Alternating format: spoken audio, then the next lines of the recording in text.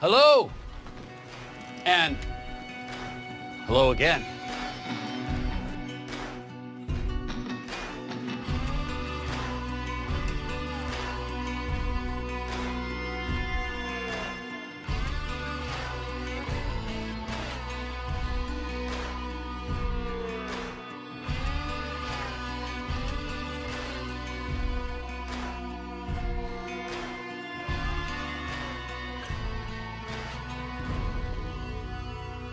So we had a lot of stuff go on the last week or so. First weekend of college football finally. I don't know about you guys, but like this is my favorite time of year. I'm a huge football fan. It's the only one that is an event. All the other sports, when they're going on in their respective seasons, just kind of pick and choose a day, and it's not really something to look forward to. And we're starting to lose that even with football, with all the Thursday night games and the Monday night games, and even occasional Saturday game. You're starting to lose it, but you still get that Sunday event. You used to go to Magoo's and all that stuff. So I'm pretty pumped. But we got a lot of stuff that just transpired that I want to talk about, starting with the Khalil Mack trade.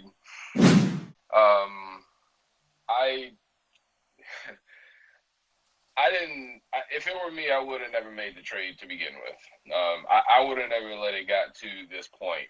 Whatever the lack of communication issues that there were, from the beginning.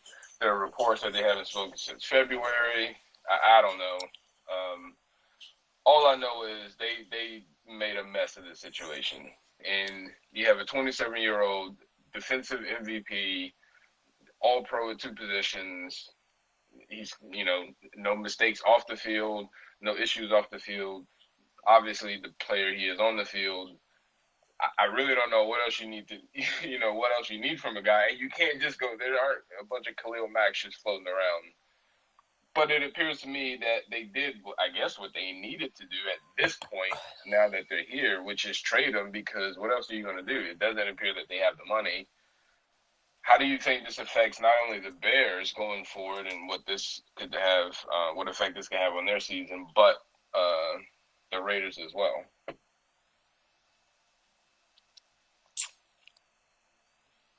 Johnson?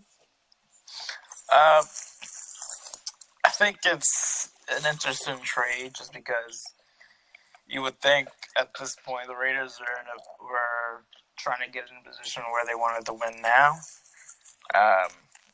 They have the quarterback they believe in place. They have the offensive pieces around. They have a solid offensive line.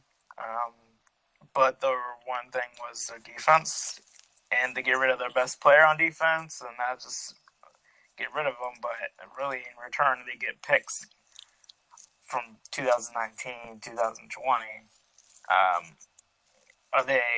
I understand that you can't just build for one season. You have to build for a continuous thing, but you're not getting really anything that's going to help you this year. You're losing your best player, and you're getting players that could potentially help you, but not till 19, 20, and beyond. So that's just it would be frustrating if I was a Raiders fan. Yeah, I'd be pissed to understand that. Where the Bears are getting this guy, and the Bears aren't in the situation to win now, but they're building. Yeah. And they just shell out all this money for Khalil Mack. And they're not going to be winning anytime soon, but they've gotten a whole lot better with Khalil Mack on that defense. And I think in a couple of years from now, Mitch Trubisky looks like who he might be, which is a really good quarterback. I think they're going to be contending in that division, not in that division, but in that conference, not far from now. So it's definitely a weird situation just to see it for the Raiders situation. But for the Bears, I'm ecstatic, especially a fan of the Bears for the coming years. Yeah, I gotta agree. The Raiders, we had that discussion last week about if they would trade Khalil Mack and what they might get for him and how would it affect them. I don't know. I think the Raiders got a little worse. There's a lot of question marks surrounding them this year anyways, with John Gruden, and nobody seems outside of the Raiders to be too excited about that offense. But their defense was not very good anyways. Now they got rid of him. I mean, they did in return get the pieces to build on it, but the Raiders, I think they got a lot worse this year. For the Bears, kind of like what Johnson said, they're building, but I mean, I could see them taking a big step forward this year if they can stay healthy. Last year, their receivers, is it Kevin White and who was the other? Yeah, Cameron Meredith. He tore his ACL in the preseason or whatever. Yeah. So Trubisky, say what you want about him. I'm a believer in him, but I think if the weapons can stay healthy, they've got the running back in Howard, getting Allen Robinson out there now. I think they've got the weapons to do some damage. And adding Khalil Mack to the defense would be big, especially when you have to go against Aaron Rodgers twice a year. So yeah, I agree with your initial point that I don't know, what the Raiders were thinking in terms, and their defense certainly got worse. I agree. I just think, given how they handled the situation to this point and where we are in the season, I really don't know if they had much of a choice at this point. Again, they're running low on actual cash, much less cap room, and the defense isn't that good. I don't know. No matter how you look at how they got to this point, they definitely messed it up. And now you're out of Khalil Mack, and you're probably going to get rolled for the rest of the year, so we'll see. All right, so I have a particularly hot take. I think there's a team that's going to take a little bit of a step back. I'm not ready to say that they're about to miss the playoffs or anything like that. I don't want to get this misconstrued, but I certainly don't think that people should have as high expectations for them as they do. And that team is the Steelers. I don't see them as. I mean, I guess you kind of don't have a choice but to put them as Super Bowl contenders just because of the state of the AFC, but they don't seem to want to take advantage of the conference. I mean, it's been this way for a couple of years. It's not like this is some new thing. And they seem to have come short a couple of years in a row. I think they're on the verge of getting ready to implode. Big Ben has been chatty over the offseason, and you know how his injury status goes as the year goes. Mid to late season, he tends to get a little bit banged up. Le'Veon Bell hasn't been in camp, obviously, and we don't know how that situation is going to play out, whether he's going to show up or not. I don't know. It's hard to wrap my head around them as a Super Bowl contender with all of that noise going on and the lack of performance that we've seen of them in the last couple of years, especially in big games. Am I crazy or what? Johnson? What is the question, really? So what was the record last year? 12-4 or 11-5? Might have been 12-4. And number 2 seed in the AFC, correct? Or was that Jacksonville? Jacksonville. No, Steelers were a 2 seed because they went to Jacksonville. They went to Pittsburgh and beat. Okay. So for me, what I'm thinking is like they get the wild card spot maybe, and Baltimore wins that division. They still make the playoffs, maybe 10-6, maybe 9-7 with it being the AFC. But I think they're going to take a big step back. I think they're imploding. And I guess the question is, do you agree with that, or do you see that coming, or not? I don't think it's going to happen drastically this year. I think they have a lot of things going on, especially today, with their organization and people outside talking about it. Yeah. You look at the Bell situation where he hasn't reported yet.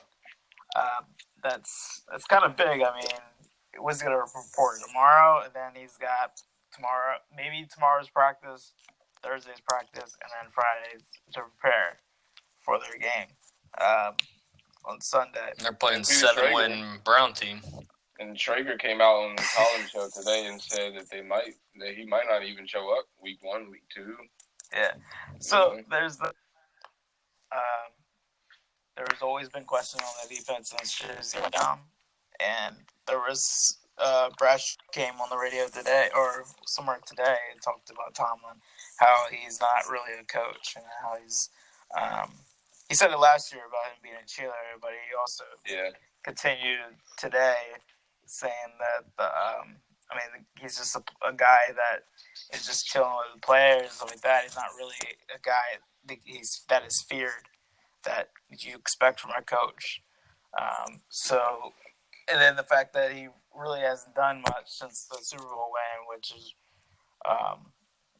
he felt like, I guess it was Cowher's guys, and he really wasn't really leading them. But also the fact that the guy, he came in from the Vikings or Tampa. He came in from the Tampa and expected to be a really good defensive coach. And they've always had the offense there, and their defense has been lacking since the Super Bowl. And they fired their offensive coach. I would say probably had one of the top offenses, not the top offense last year. But they're very talented offensively. But they kept the defensive coordinator, and it's like their defense was really bad. And I don't think they'll ever be able to get to the point where they can stop Tom Brady or stop other big-time offenses.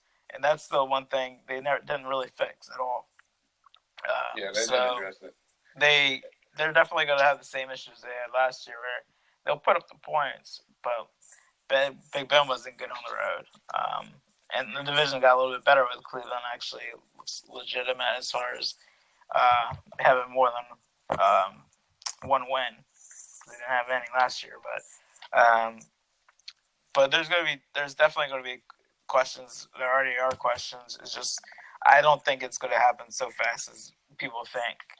The decline for them. I think they might not win the division, but I think they can solidify a wild card spot and make the playoffs. But I think it's really on the bottom. I think it's going downhill fast, and I think Tomlin's days are coming to an end. And then so with Bell leaving as well, I don't think he's coming back.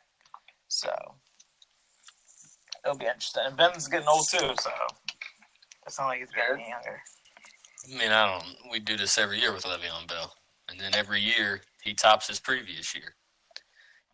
I don't think he came. He didn't come to any. He didn't play in any preseason games last year, and I don't think he showed up until like a week before the season last year, and he still went out there and had crazy numbers. No, he did. It took him a while to get going, though, and I think that's the issue. When you're talking about Tom Brady, and now you have these there are some up-and-coming teams in Houston, potentially in teams like Tennessee, Indianapolis, Baltimore, the Chargers. You have the Chiefs. Like, you have some teams that are better now, and you can't afford to have that 4 or 5 week sort of getting going period. Like, that one win. And I give you the perfect example, again, with Tennessee and Pittsburgh last year, the Thursday night game. If Tennessee wins that game, they're the 2 seed in the AFC, and that's late in the season. And,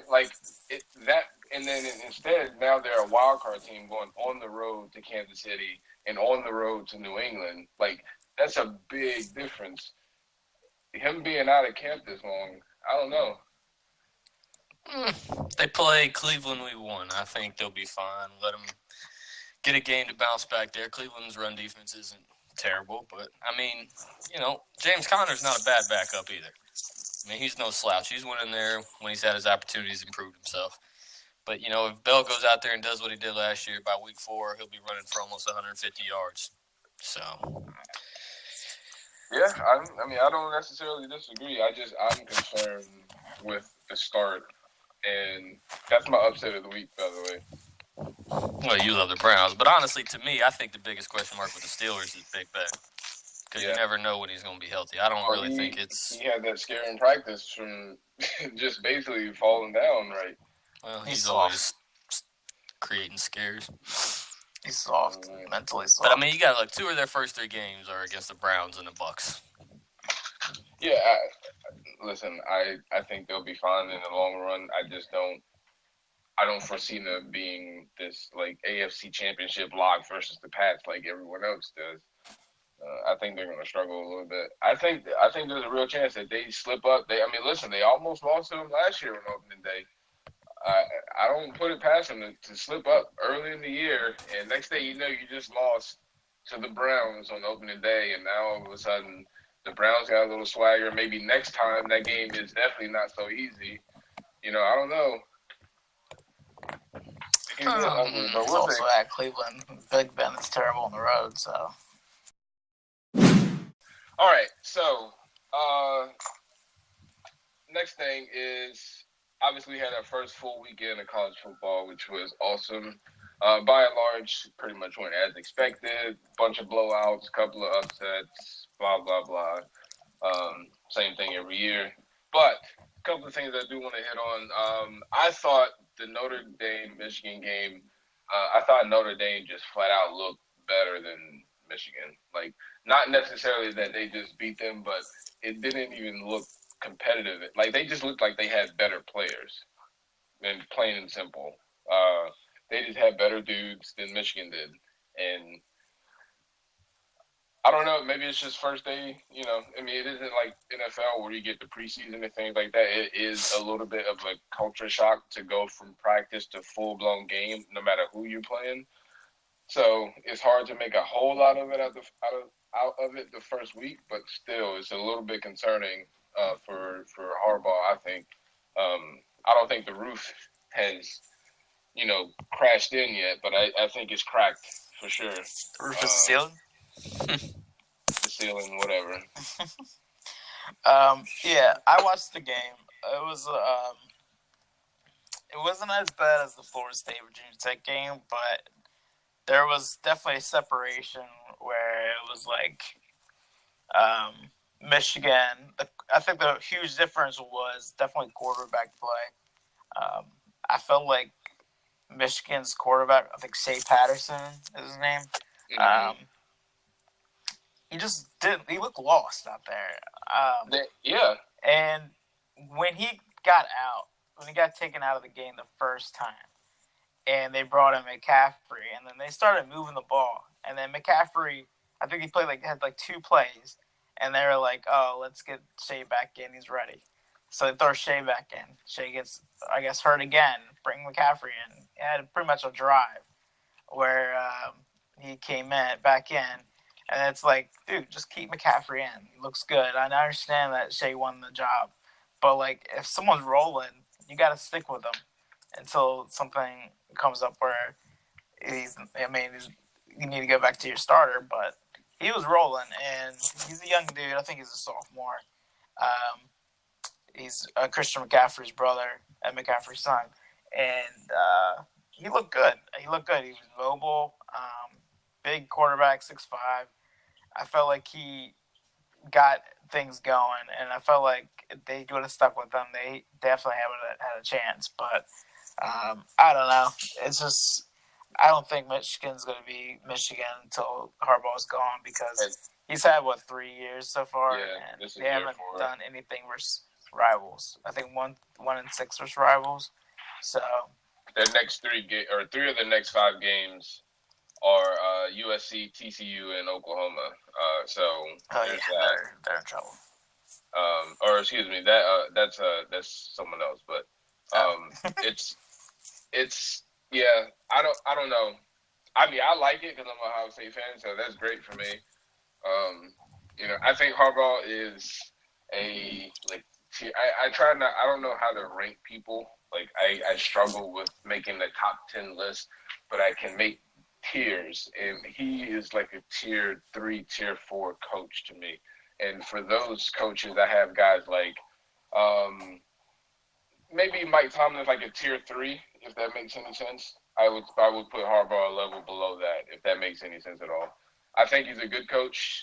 I don't think he's right for Michigan. It just doesn't look right. It doesn't feel right. They're not really. And like I said, the play that told me was that post route, the touchdown, where he just jumped over the guy. And I was like, they're just better. It's not. I don't know how much of it is coaching, how much of it is, the X's and O's that are on the field. But those guys are flat out better athletes than Michigan has, and that's what it looked like to me. Yeah, I mean, I agree. I think Jim Harbaugh is a great coach. I just don't think he fits with Michigan in that style. Like Johnson was speaking on, they're 0-17 in his tenure on the road against ranked opponents. That's just really unacceptable for, Michigan football and the history it's had.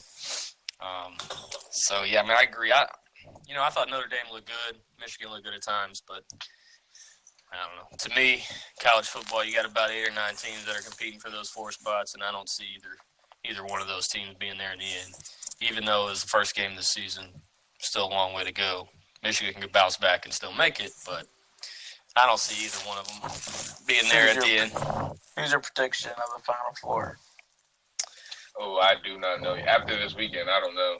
Well, I think you got the 2 obvious, and Clemson, Alabama. I think Oklahoma's pretty good. Georgia's got a lot of injuries to overcome, but, they're a very, very talented team as well. I could see them making it in. That 4 spot's it's tricky. It could be Oklahoma, it could be Ohio State, it could be Wisconsin. Hell, if Washington goes undefeated out there in the lowly Pac-12, they could get in. Ohio State would probably have the easier path for sure.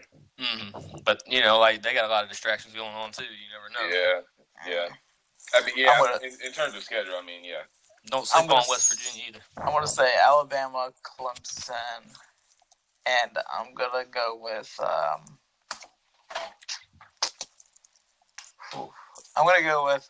Oklahoma, and then my sleeper is going to be LSU. I think they look really good. Yeah, that was the other thing I want to ask about.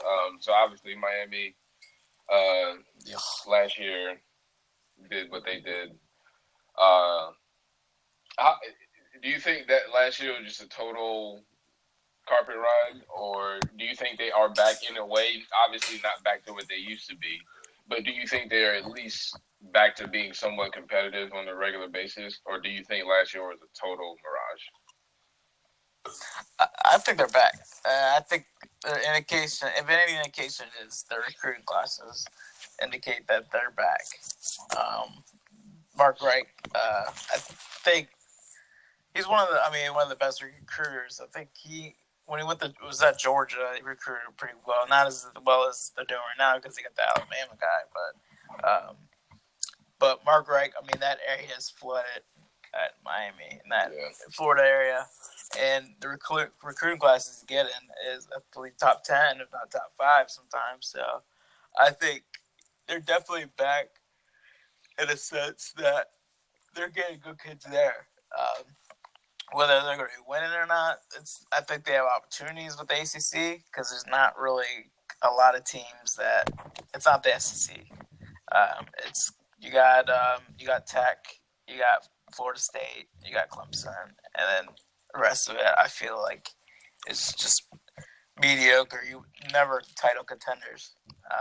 Florida State, ugh. Did you watch them last night? Yeah, I mean that's the same, but they still recruit ridiculously. I think they got to make their changes on their own. They need a new play caller. They need Walpole to call plays. I feel like I think their head coach was calling plays and his system sucks. But I think Florida State, as long as they're going to continue to recruit, I think they're going to be fine. But you got 3 or 4 teams that contend for the ACC every year, and the rest of them really have no chance. So I think Miami definitely is back in the sense that they'll be definitely top 25 every year, top 15 probably preseason every year. But they haven't reached that level. I mean, last year was nice, but they haven't reached that level where they're going to be guys. They're going to be teams. They're the team that are going to be contention for the Final Four. I think last year was a little too early for them. Well, I think Miami's still years off from actually being legit in the playoff, the Final Four. Because, I mean, right now, in the past 4 years, Clemson's dominating the ACC. Alabama, other than, Auburn, which you give Auburn credit, but Clemson, Alabama, seems like every year those two are going to be in the Final Four. Yeah, Georgia. You got them in. Well, yeah, I mean, Georgia now. Georgia's on the come up with a new coach and recruiting much better. But, that was up until last year. They were never really considered a strong favorite. Yeah, they would rule the SEC East, but when it came time for the SEC championship, they'd get blown away. I can't tell you how much it bothers me that Clemson is so good now. It's one of the things in sports that irks me to no end because I hate Clemson so much. I like Clemson better than South Carolina. It's all about the culture. He's built a culture there. I cannot. Oh, and that's the thing. You can't. No matter what, you can't. I can't help but tip my hat to what they've done, and that's the problem. Is like once you've been humbled, it's like you got to pay your respect, and it sucks. It's over when Saban retires. It's jeez, man. I can't stand it. Nah, I couldn't see Sweeney going to Alabama. I could definitely see him going to Alabama. All right, so now here's the thing I want to talk about in college football more than anything. What in the world is going on in Texas at the University of Texas? Because they are hot garbage, and I don't understand. What are you trying to say? What are you trying to say? Here we go. Dude, what are they doing? They're playing good teams. Why? No. No. Dude, Maryland's got a top 25 recruiting class the last 3 years. No disrespect to Maryland. This is not, and that's not what this is about. Top 25. I'm not talking about just this game, though. So let me tell you something. Thanks for the records. Do you realize the University of Texas has not had a double-digit win season? What do you think their last double-digit win season was? 2012. No. Their last double-digit? Yeah. The Vince Young National Championship year was their last double-digit win season. And before that, they had almost 10 straight years of double-digit win season. They didn't win double-digit with Colt McCoy? Nope. I think that they were cursed when Vince Young went to Tennessee and just cursed the university. Dude, yeah. They gave up 400 yards to Maryland. Beast. In my honest opinion, what has really hurt Texas is that Texas A&M went to the SEC. Because they've lost out on a lot of recruits to A&M since they went to the SEC. And also it's because Ohio State and Alabama have been so good. They're one of the few programs, along with maybe like USC, guys like that, like the big dogs that they can go into any state and recruit. And now that Alabama and even Ohio State to a lesser degree and schools like that are competitive on a yearly basis, those are even less recruits that they can get because those guys can go into Texas and still get guys. So it's just bad all the way around. And that's the last school I would have picked to be so terrible over the last couple of years. There's no way the place that literally breeds football players can't be competitive. Well, I'm telling you, man, since A&M's went into the SEC, it's been bad for them. And they've had how many coaches since 2009? Yeah. That's crazy. But, now you got Ohio State coming in, taking recruits. You got Oklahoma coming in, taking recruits. LSU. It's just, I don't know. Texas. Maryland's more talented. That's why. Maryland. If you look across the board, when I watched the game, I felt like Maryland was definitely their upperclassmen. I felt like they were more talented. The guys on the field were more talented. I thought they had question marks going into the season. Texas question marks about their quarterback situation. They had two quarterbacks battling out. The one that played this year against us, he was like a scrambling quarterback, which was a little bit different than the guy that lost the job this year. But the guy who lost the job this year was the starter last year. I felt like they had a solid running backs, but other than that, I felt like they had maybe a couple wide receivers that were pretty good, talented.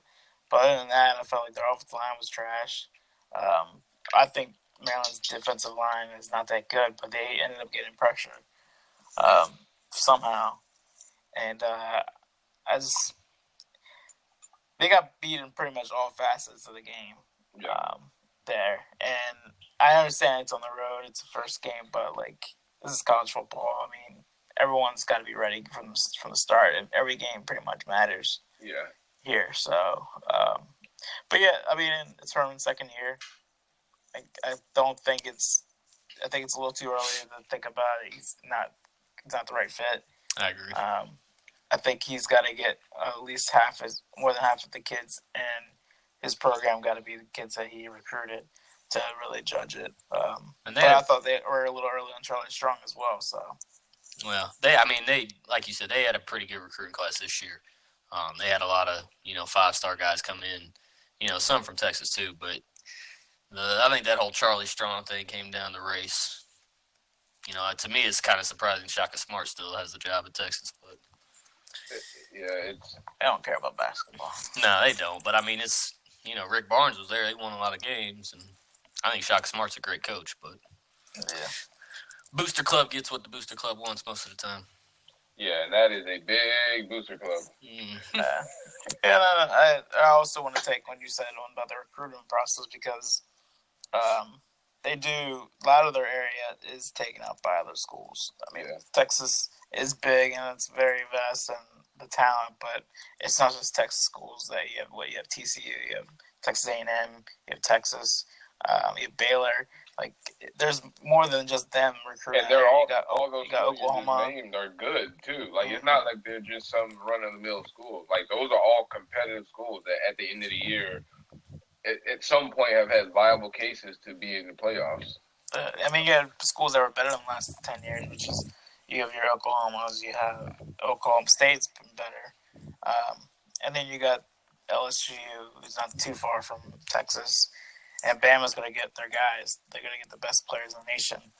And even Florida schools poach them. Ohio State poaches them. Michigan poaches them. So you got, not to mention the West Coast team. So it's a very heavily recruited area. There's enough talent for a lot of teams, but not for every team. So, I mean, what you just said, Oklahoma. Who's Oklahoma's quarterback? The guy from the minor league. Yeah. Where's he from? Texas. Where did he first commit to? Texas A&M. Yeah. It's just it's crazy.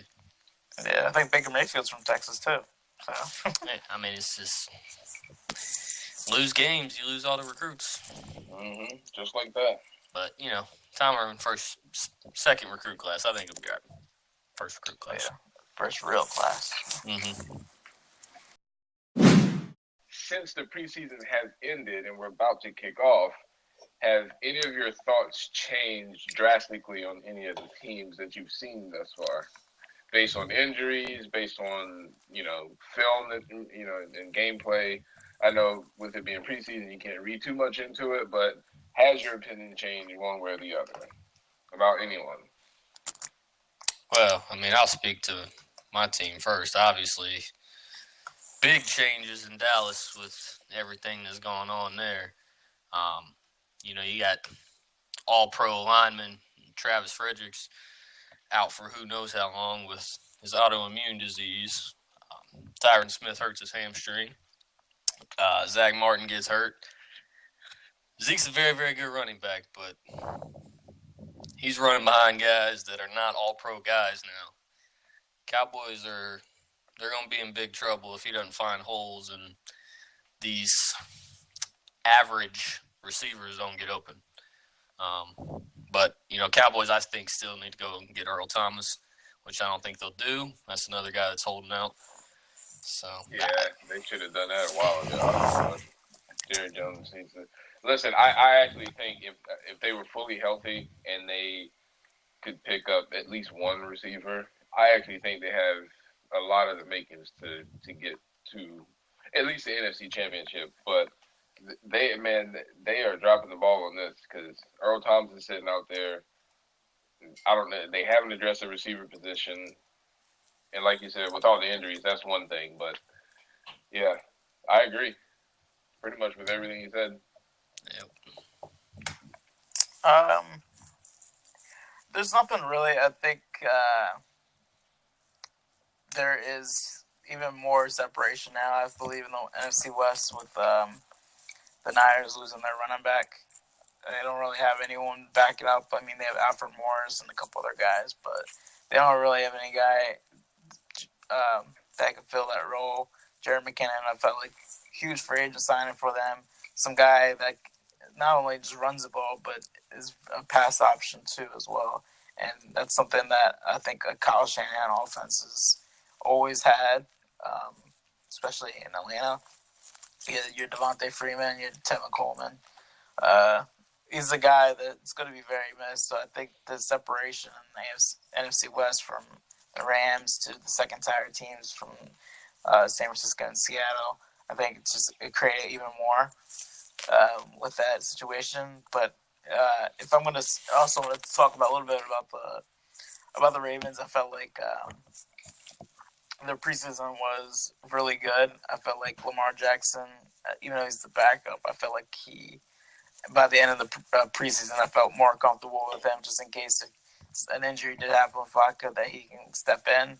They did keep RG3, so for the meantime, we're not sure who is the direct backup if Flacco goes down. Hopefully, we never find out. But I think they answered some situations as far as do they have enough weapons on offense for Flacco? And I think they do.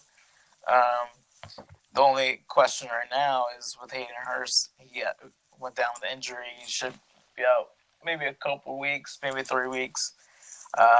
Who's going to fill in for him? I felt like the last preseason game, the other Ricky Andrews from Oklahoma, he looked pretty good, but he also was with second team, third team players or people that are not on the roster anymore. So that's the huge question mark for them going into the years is the tight end situation. And we've had that question mark in years past due to injuries as well. So it's a big piece for Flacco because he loves throwing the tight end. So we'll see. I think they got the offensive weapons other than that to go into the season and feel comfortable with, and their defense is going to be good. So, I didn't have any major changes as far as league wide. The one thing that I will say is I'm a lot higher on the Ravens now than I was before the preseason, and a little bit lower on the Steelers than I was heading into the preseason. But pretty much neutral across the board when it comes to everyone else. To be honest, I didn't expect Dallas to make the playoffs before the preseason anyway, and the injuries and all that stuff just kind of confirmed that stuff for me. Not necessarily that I didn't think they were good enough. I just don't think the path is going to be favorable for them, and that was really it. To add this on top of it, just sort of lessens it for me, but. I don't know. We'll see. Maybe I actually think Zeke is going to have a pretty outstanding year, kind of like Chris Johnson did that year with Tennessee. But it just didn't amount to anything. It was kind of empty numbers, and I think he's going to get something kind of similar to that because they're going to give him the ball a lot. So I don't know. We'll see. Let me ask a question here, though, since Johnson brought this up about who is y'all's pick to win the NFC South? The NFC South. Damn, that division is loaded. I'm going to go with the Saints. And I think they can still have the 2 wildcard spots just because you look at West, it's just I think it's a one horse race. I think on the East you're going to have a battle, but I don't think 2 teams come out of it. The North, there's the Vikings and Packers, I think they both made the playoffs, but you never know with injury and such like that. So there's a possibility there's going to be three teams could come out of the South, but I'm going to go with, but most likely it's not going to be, but I'm going to go with the Saints on top and then the wild card spot. I'm going to go with, I'm going to go Carolina. Yeah, I got it. I actually have it Saints, Panthers, Falcons, Bucks.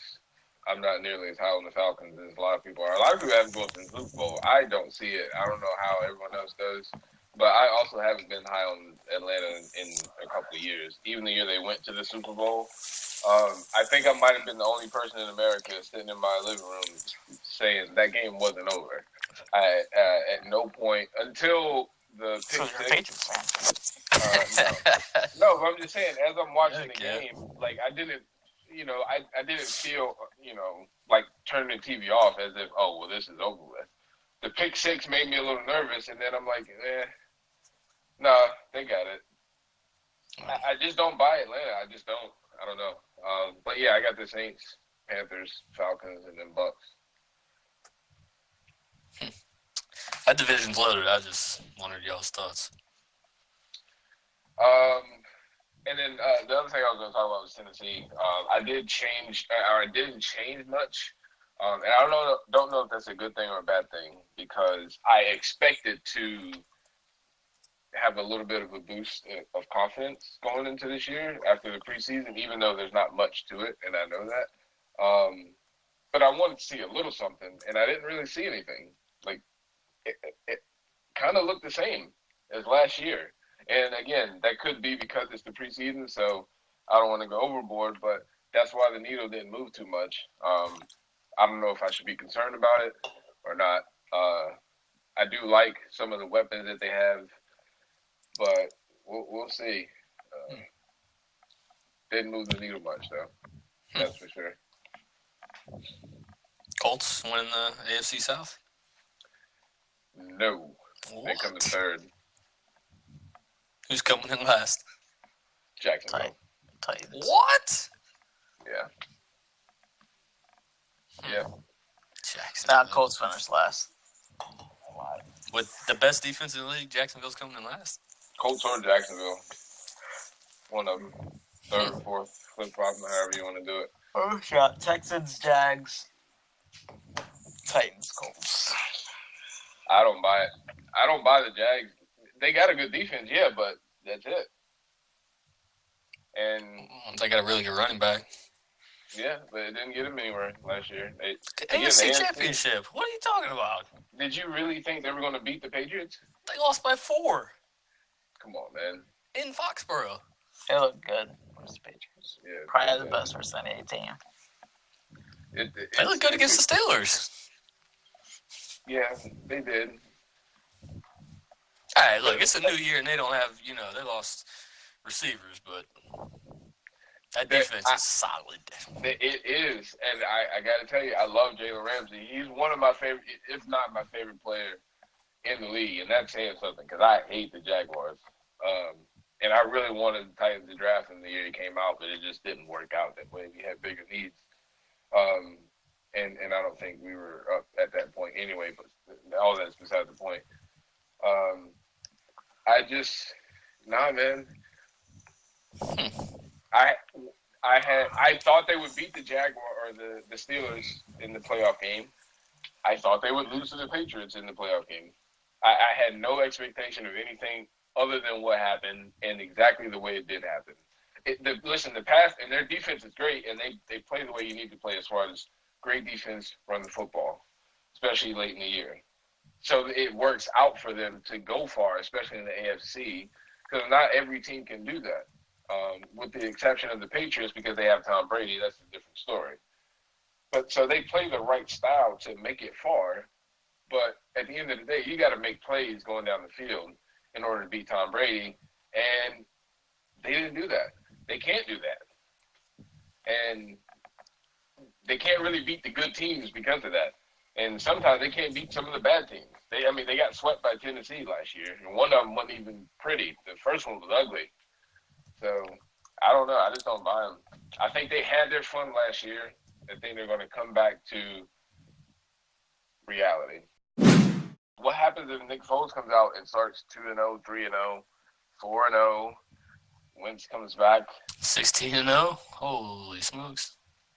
No, that's not my concern. My concern is the quarterback situation. Because what if they do throw Wentz back in there and he gets hurt again, or even worse, what if he starts playing bad?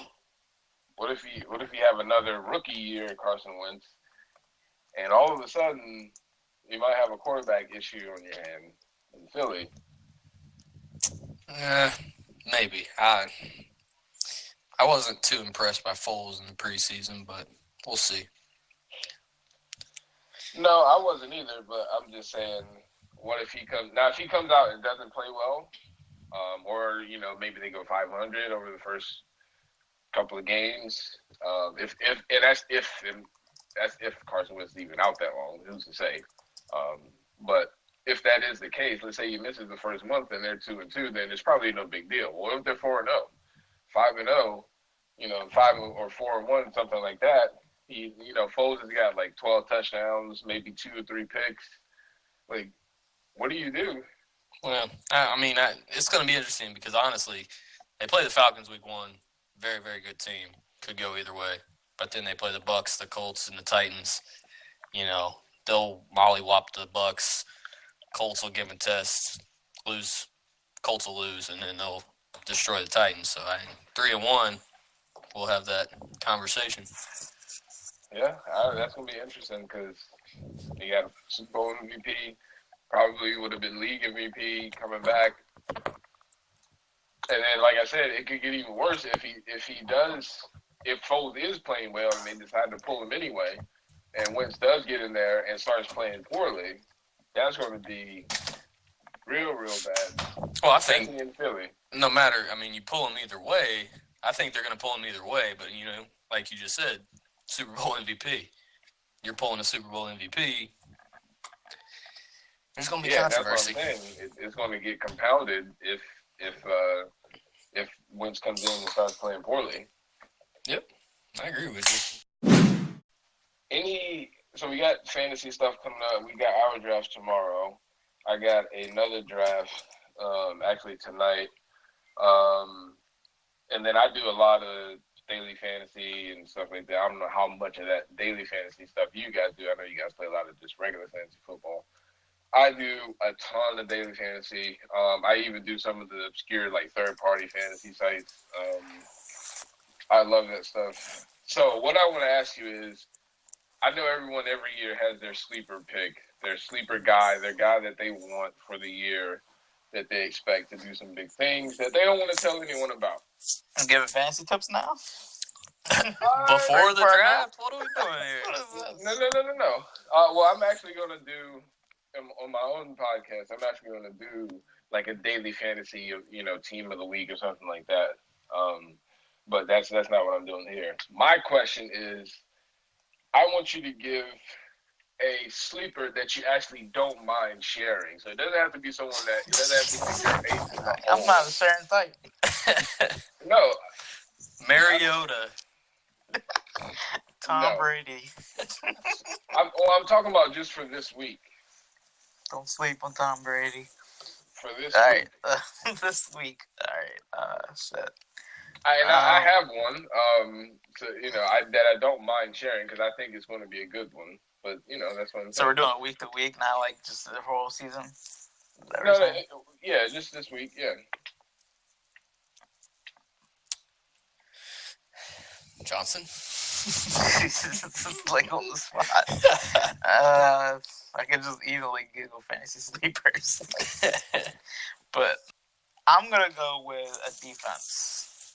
Okay. I'm going to go with Baltimore's defense versus Buffalo. I think, even though the rookie's not starting, but you got Peterman that's starting. He had a decent preseason, but man, he's starting 5 interceptions in one game. And it's in Baltimore, so I think it's Yeah, I like going to that. be a solid pick for anyone who's doing, I guess, daily fantasy. To pick Baltimore's defense would be a solid pick. I don't know how much they're costing. I don't do daily fantasy, but I think that's a solid pick right there. And also, I think if you go, we don't know who the starting running back is, but for Seattle's starting running back situation, It's Carson. Is Carson this week? Okay. Well, I mean, he had a hell of a preseason. Yeah, so I would go get Carson too versus Denver. I think that's a really good matchup. So we'll see. Jared, you got one? This week. Well, now you got to be prepared for next week. So You're just trying to get all my secrets before the draft, but all right. You ain't got to share your ace in the hole. Just a little something. This week I like Royce Freeman from the Broncos. I know he's going up against Seattle, which Seattle's still a good defense, not as feared as it once was, but Freeman had a pretty decent preseason. I think he's going to go in there and have a good week. Also, my other sleeper picker on the year is Eric Ebron. Okay. So my pick for this week is Taywan Taylor from the Titans. What a surprise! Well, he's got some big time speed, and I think with the offensive coordinator they got coming in, they're going to open things up a little bit more. I think he's going to be one of the guys. Certainly not on the level of a Tyreek Hill or anyone like that, but of that type. Maybe a better version of Tavon Austin, I think, because I think he's better down the field than Tavon Austin is. I think Tavon Austin is pretty limited, more of a gadget guy. I think Taywan Taylor is a better route runner, better down the field, so he can be utilized more in the actual passing game on top of the short screen game. Going against Miami, who, while I think they're getting better in terms of the locker room standpoint, they still are lacking talent, and so the Titans tend to come out opening day pretty fresh, pretty upbeat. So Taywan Taylor. Is that their lineman, Taylor Lewan? No, he is top 5 left tackle in the game though. All right. Any other topics anybody want to bring to the table? Speak now or forever hold your peace. I'm golden. Why did we're going tomorrow? Yeah, we want to do one during the draft. Yeah, might as well. But I got a question. Why have we not discussed the U.S. Open? Shot. Let's go, Nadal. Close that.